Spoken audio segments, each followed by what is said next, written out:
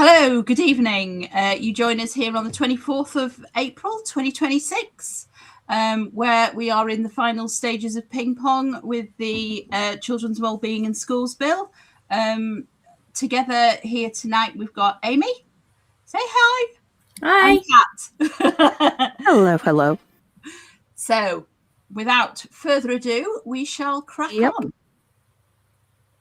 With this lovely graphic Amy made for us. Oh, I love it. I just love it. I mean, she's put who is that? Is that Lord Nash and Baroness Barron on the left-hand side, and then we've got Bridget Phillipson and Keir Starmer on the other side. Now, for those who are not familiar, prorogation, which is a terribly difficult word to pronounce, prorogation, is the gap between sessions of Parliament. A session of Parliament begins with the King's speech, the state opening of Parliament, and then it continues until the Prime Minister closes Parliament down again. And it's just to close a session down. It's usually a year long. We've had almost 2 years this time. The last King's speech was shortly after the general election in 2024. So this is a particularly long session of Parliament that we've had. So prorogation, there's been a lot of hoo-ha about the prorogation, and many jokes made this week because, of course, the Prime Minister wants to stop Parliament, shut down Parliament on Tuesday, because guess what? All the awkward questions get asked of him on a Wednesday for Parliament, for Prime Minister's question time. And he doesn't want to be answering questions. Well, we surmise, as do half the population of the country, that he does not want to answer awkward questions about Peter Mandelson and other things. So yippity-doo, he can shut down Parliament before he needs to answer those questions. Especially as the Foreign Affairs Committee are speaking to some choice ex-civil servants on Tuesday. So he certainly wants to avoid Wednesday, but he's done nothing wrong. No. Why prorogue on Tuesday? You should really finish your bills, definitely. So the assumption is absolutely. So when the state opening of Parliament is set for a date, what date is it set for, Kat? Do we remember? Sorry, was that prorogued? The state opening of Parliament. State opening, the 13th of May. Okay. So that's the day of the King's speech, and they're going to set out their new set of bills. So the assumption is, of course, that the Children's Wellbeing in Schools Bill business gets finished. They tick it all off, tie it up with a nice bow, and send it off to the King for royal assent, so that it receives royal assent in the prorogation period, and we end up with it being announced. So that's the plan of the government, but who knows? Because it's still pretty messy. Everyone likes a plan, but Baldrick will come to the rescue. Yeah. Oh, I knew Baldrick was bound to be mentioned as soon as a plan was mentioned. Yes, I have a cunning plan. Yes. There we go. So we've got some amendments still being ping-ponged about. This is the VPN services. Do you want to talk about this, Amy? You know more about this than me. So we have 3 main amendments still being a sticking point, stopping the bill from being finalised. The first one is Lord Nash's bill, his amendment, I mean, and that is to have this VPN ban and social media. And he's kind of conceded a little bit with the government. He said, I agree with your amendment. However, I think we should amend your amendment of my amendment with an amendment of an amendment. Okay? Just to make that as clear as mud. Following. Make sure that you are keeping up here. Yes, not as clear as that to the people who are actually sitting in the House of Commons and everything else as well, because it's just got ridiculous. So Lord Nash's amendment is that he would like a social media ban and VPN ban And the government have come back saying, well, actually, we kind of want to be able to tweak it and put a bedtime curfew in and maybe, give you 2 hours of internet use and all of these other bits. So they're hashing that out. And then we've got the other 2 amendments. The first one from Baran is 102. So this is the school admissions amendment that she wants to push through. And it's interesting because somebody's response to that was, I'd like to see you tell a popular school that they can't admit any more students. So there's a little bit of drama going on with that one. So it's really fun to watch some of those comments flying. And then we have the third amendment, which is 106 from Baroness Baran. And this is the school phone ban. Now, a lot of the media has picked up on this. Suddenly, they're aware of the bill. So we've been attaching comments to it going, hang on, this is everything else that's in that same bill. It's not just that. It's this massive bill that's got all of this complicated stuff in it. Please, please, please be aware because the media haven't highlighted that. They are literally just sticking to that phone ban. And some parents are saying, well, my child's already banned from having their phone in school hours. I don't think people realise how this is going to be implemented, how it's going to affect children with SEN or children with diabetes, or how it's going to affect those children who were affected by a school bus not turning up this week in the Whitney area, leaving 15 students stranded because of a mechanical issue. Some parents were able to get hold of their child and collect them, but if they didn't have their phones on them, how were they going to safely get to school? And I have a comment about this, Amy, because when I was a child, we had phone boxes. So you were able to go and use a public phone. There would always be one within walking distance of a main road somewhere. If you broke, I remember my school bus breaking down and me having my emergency 2p. Yes, I am that old. My emergency 2p to make a phone call back to my parents and say the bus has broken down and I can't get home. So we used to have a different mechanism. If we remove phones completely from children, they are not going to be able to phone their parents in an emergency because there are no public phones anymore. There are no public phone boxes anymore. No pay phones. Plus, there are a tremendous number of special needs children for whom school is not currently working, and their only safety mechanism is their ability to go and hide themselves in the toilet and call their mum. And that's not going to happen either. And like Amy said about the diabetes, many children, juvenile diabetes is notoriously difficult to manage. And many children now have one of the monitors on their arm and they speak to a mobile phone and need immediate action when they get a warning from the monitor in an injection of insulin or ingestion of glucose. So, I don't think they've thought this through at all.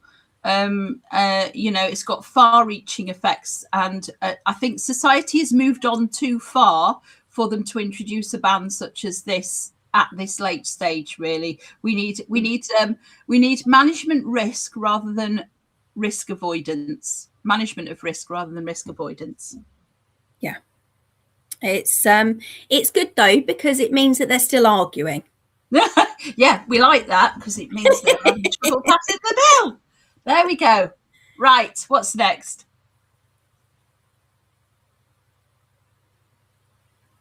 If you're speaking, we can't hear you, Kat. Right. Okay. No, I wasn't speaking. It's quite loud in the background here at the minute.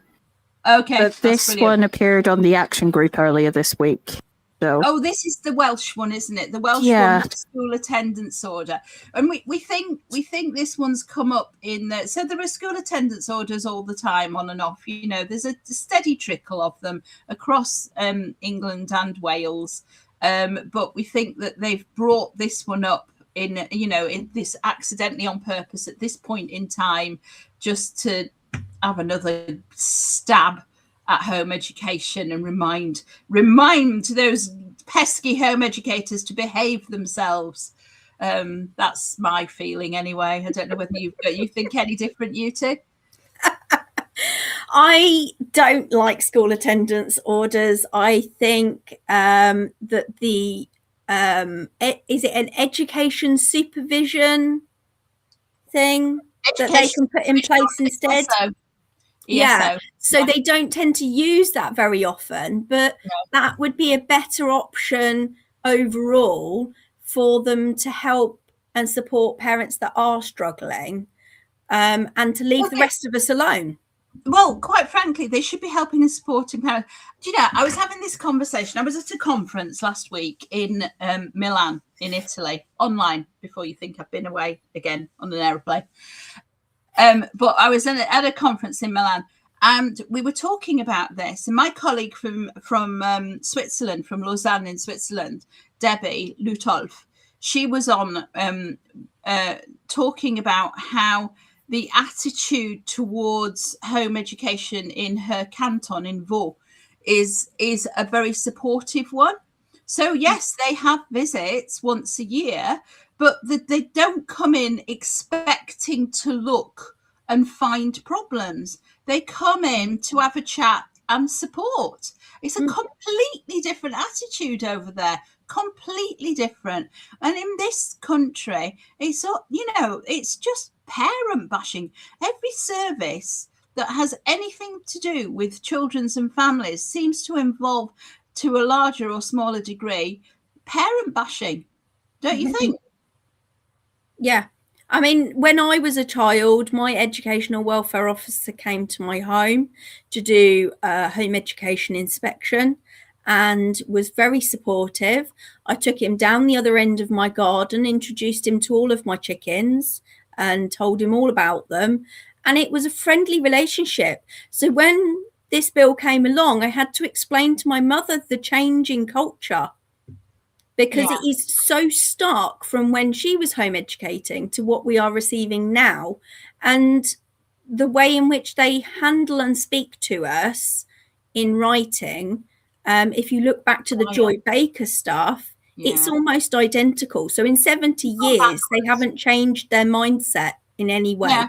We've got, no, what's happened is we've gone backwards. We went through a kind of golden period, which luckily I was home educating during some of the golden period, because I started in 1999. Yes, again, I am that old. And you know, we had the golden period of home education where we were treated with respect to a certain degree, and certainly over the last, I would say in particular over the last 7 years, it has got dramatically worse and it's fallen off a cliff with this bill. So much nonsense, and a lot of local authorities trying to bring in things that are in the bill that haven't yet been passed. You know, get a grip.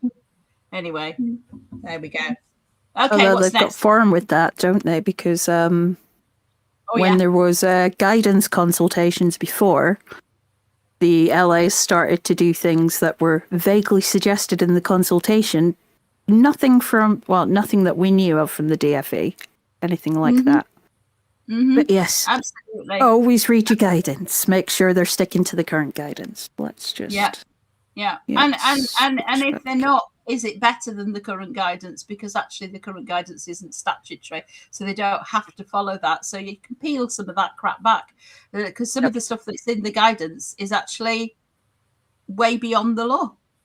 There you go. Right. We like Bishop Burton College. Bishop Burton College is in East Yorkshire, in the East Riding of Yorkshire, and they've always been, for the last probably about 15 years, they've been quite sympathetic towards home educators, and they are continuing to do that, where they're opening especially they've got a special part of their open day for home educated students, you know, they're just nice. what every college should be like, really, welcome and opening to all students. We've seen a trend in many of the things in colleges now not taking account of home education at all. This is about sixth form college. This is about providing sixth form for students who were home educated, and they're just being really nice and proactive and welcoming. And 125 is quite a large amount. Well, and God forbid if we were all nice to each other. Just saying. Anyway, carrying on. Yep. Yeah, the thing about friendship groups, I find that really interesting. So, little story from when my daughter went to school. She'd been home educated till she was 11, and then she chose to go to a selective grammar school. And in the first half term, we had a parents' evening, and the head of year said, "Oh, we are very concerned about your daughter because she doesn't appear to be in a friendship group." And I thought, yeah, but all the rest of them have come up together from primary school. Of course, she's not in a blinking friendship group. And quick as a flash, Emerald just turned to this teacher and said, "I didn't come to school to make friends. I came to school to learn." And I was like, yeah, score one for the home educator. But now she's now that she's almost 21 now, and she did make a friendship group shortly after that with all the weirdos, obviously, because who wants to be in with the it crowd, and she has maintained that friendship group to this day. So brilliant, great. They're acknowledging that the first few weeks can be tough, but it does settle down. Right, sorry, that was a bit of a diversion. And is it the FOI next, Kat? Yes, it is. It's from, I think this was from Ruth. Yeah, so Ruth, our Welsh correspondent, she who works really, really hard in the background with I always think that she's a bit like she always looks quite serene, she comes in from time to time and tells us stuff and all the rest of it, and I know her little legs are paddling under the water and she's cracking on with stuff. This was an FOI to her, to the Welsh government, asking how they monitor the conduct of local authority staff. Now, we've talked about local authorities. We talk about this quite often. Local authorities overreaching, really acting what we used to call ultra vires. It was the phrase that us old-fashioned home educators used to use all the time. So where they were stepping outside of the law, they were overdoing, overreaching. And so she wanted to know what training they were providing, how they were monitoring the conduct of the local authorities and their policies, how they were monitoring the complaints, and etc., etc. Now look at the response. The response says, "The Welsh government does not hold the information requested." Brilliant. Okay, so nobody's checking up on the local authorities to make sure that they're following the law, and nobody is ensuring that there isn't something going horribly wrong. Do you think it's quite bad? Because I was thinking about this earlier today. We've been doing that job. We've been monitoring that and bringing it to the attention of either the local authority or other representatives. And yet they're attacking us. Don't you find that quite... Oh yeah, it's disingenuous, definitely. Yeah, they're not doing all this free work. They're improving home education through this bill, but they're not improving local authorities at the same time, are they? No. For improving, read doublespeak for clamping down on. They don't monitor, audit, provide written feedback on policies, blah blah blah blah blah. But there's also, most importantly, there is not this shows very clearly that there is not a mechanism by which Welsh home educators can truly complain about the conduct of their local authority. So if their local authority decides to introduce compulsory meetings every 3 months for home educators, where do they go? Where do they complain? Nowhere. There is nowhere for them to complain.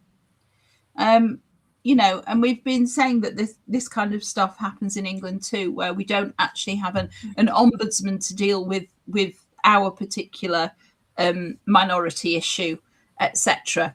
It might be helpful as well, Alison, because a lot of home educators have been led up the garden path, so to speak, by their local authority. If you give a couple more examples of what overstepping means, like what clear overstepping would mean. Well, you don't just get led by the nose by the local authority. Sometimes the local authority will make stuff up and tell the schools that this procedure is the one they have to follow. I was speaking to a Welsh home educator just this morning who informed me that she put in her deregistration. They have deregistration on demand, same as in England.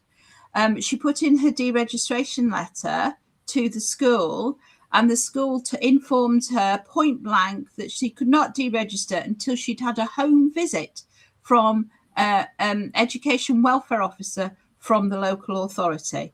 Now, obviously, that's a pile of excrement. That is not actually the truth at all.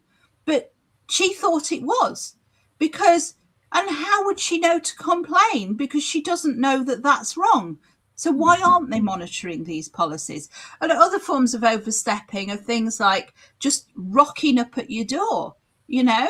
I mean, how dare they just turn up and insist on coming through the door and looking at your children? That's just absolutely dreadful. Or even just fill in this form. Well, the form isn't mandatory either. Fill in this. You must fill in this form. You must give us examples of work, photographs of your child. You know, I'm always tempted to say to people, if you want to do the today's paper job, you know.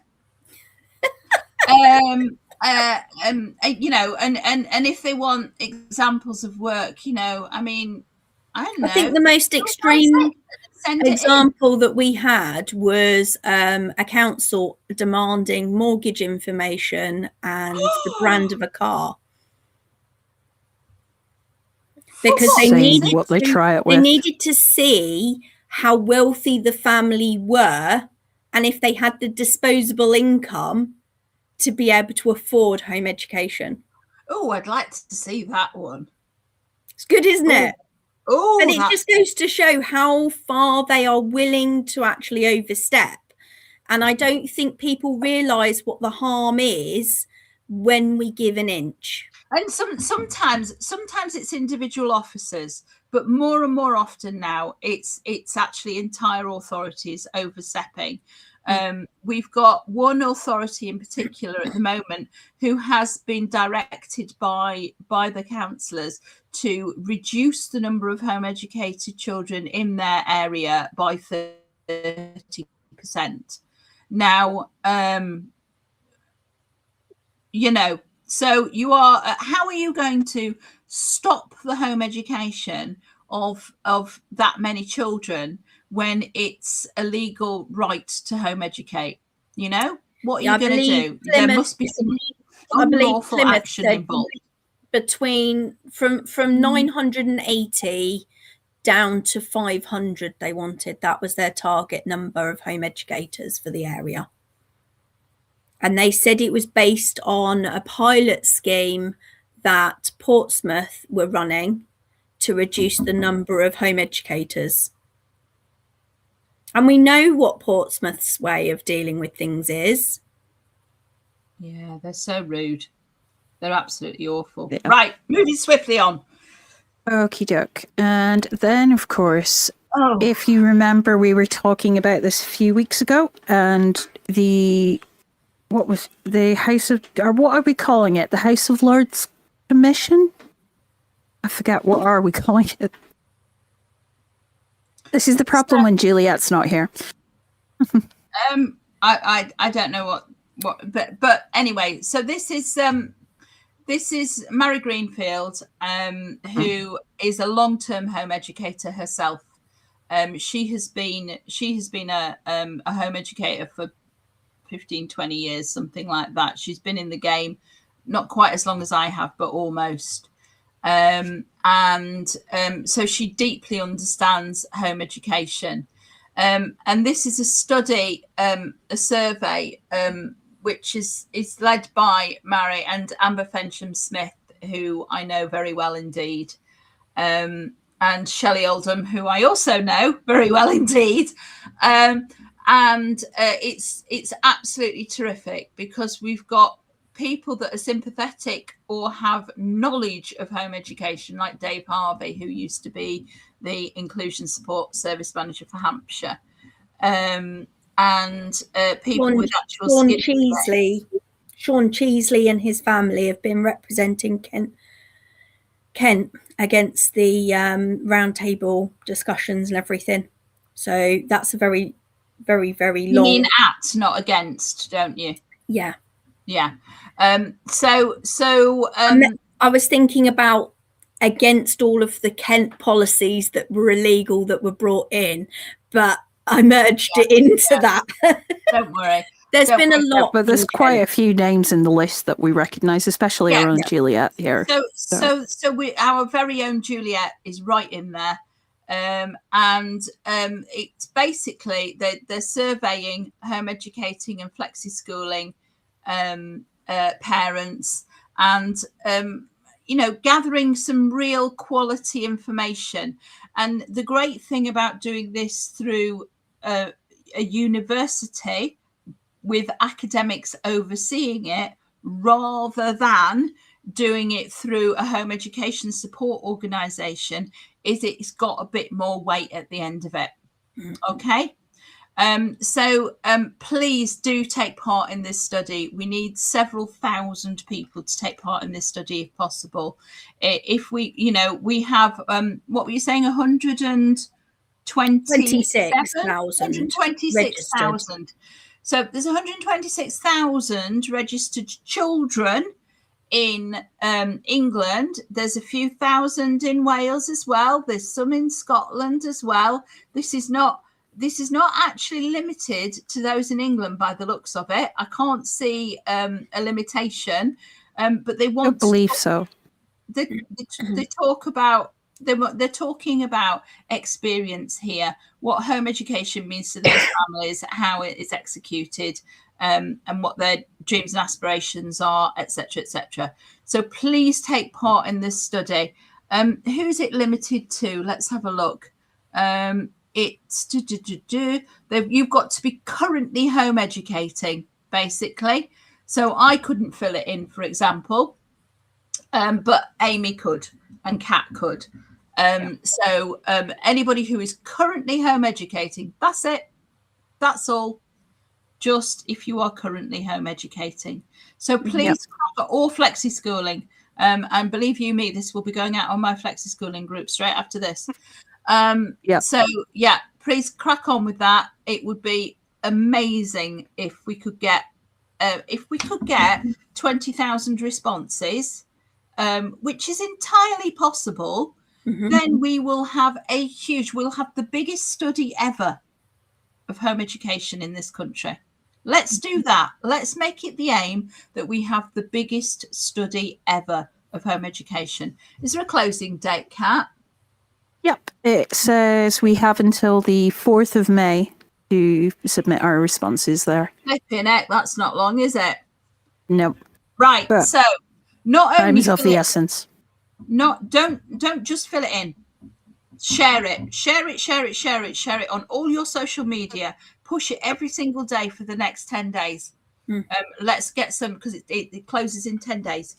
So please push it really hard. We'll be pushing it hard on the action group, even if it ends up pushing it several times a day, because we really do need to get some responses into this. Yep. Okay. Yep. So I think that's everything we've got. Yeah, we need to be making sure that obviously we have done our consultation responses. Oh, yes. Consultation responses and petitions. Yeah.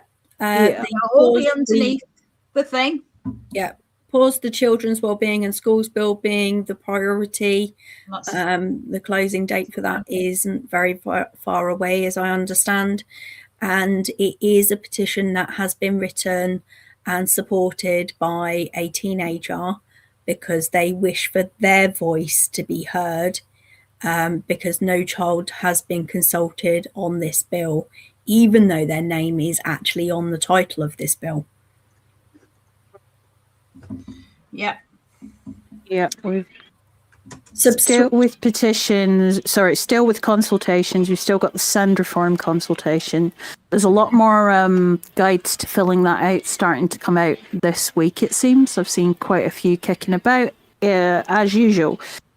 If you need any specific resources, you don't know where to find them, come on the action group and ask us, and we will signpost you in the right direction.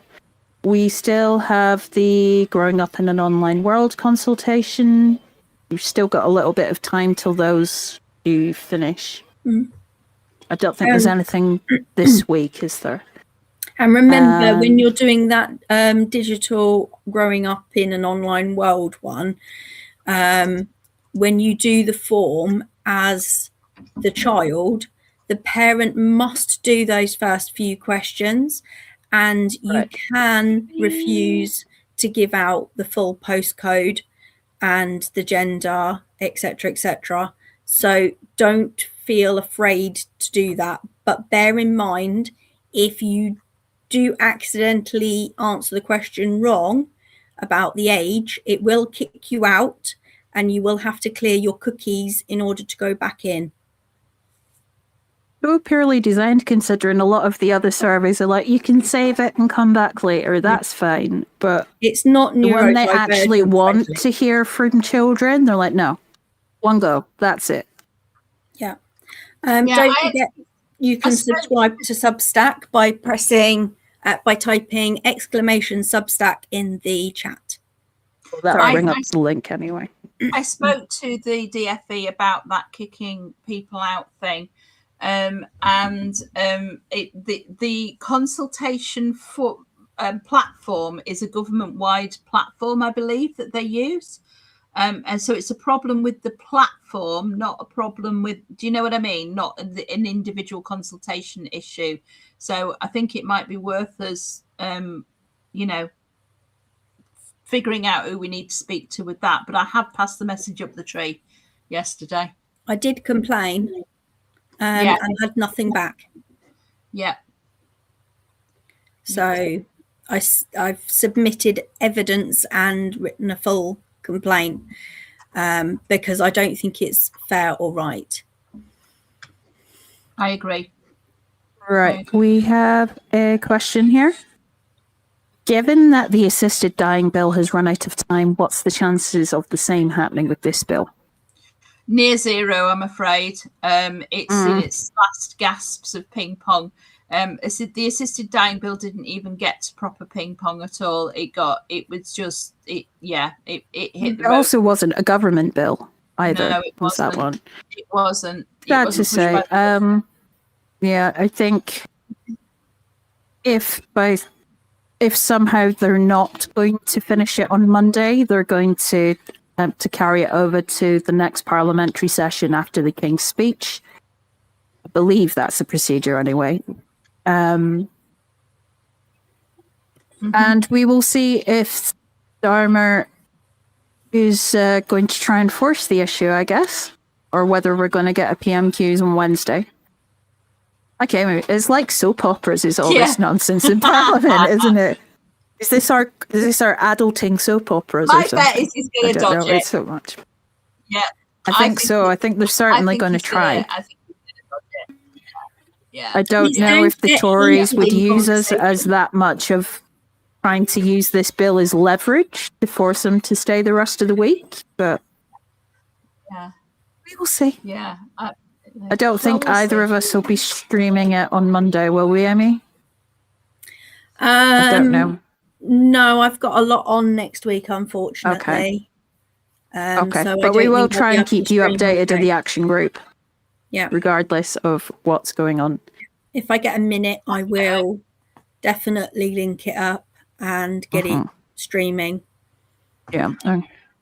But, okay. I mean, we're left with the issues that aren't strictly home ed. So I don't know how much interest there is in that other than just seeing where the bill gets to. But it's both. So once again, it's both the House of Lords followed by the House of Commons on Monday.